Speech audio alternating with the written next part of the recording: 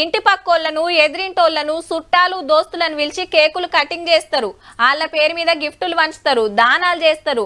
అనాథాశ్రమాలకు పోయి పిల్లలకు బట్టలు చాక్లెట్లు వంచుతారు. కమ్మటి బిర్యానీ వడ్డిచ్చి తినబెడతారు. కొందరు జీవాలను దత్తత తీసుకొని ఆటి మంచి షెడ్ ఆర్చుకుంటారు. కానీ గీడ ఏం చేసిండ్రంటే రైతులను ఎట్లా ముంచుదామా అని చూసే ఈ జమానలా వాళ్ళ బాకీలు కట్టేసిండుల్లాగి సారు.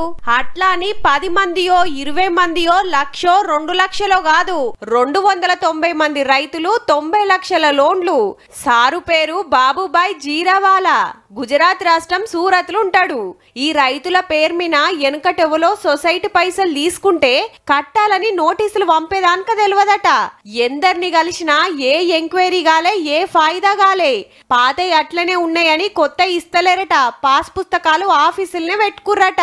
గీ సారుకు గా ముచ్చట తెలిసి అందరిని పిలుచుకొని 90 లక్షల రూపాయలు కట్టేసి బాకీలకెళ్ళి బయట పడేసి పాస్ పుస్తకాలు ఇప్పించిండు.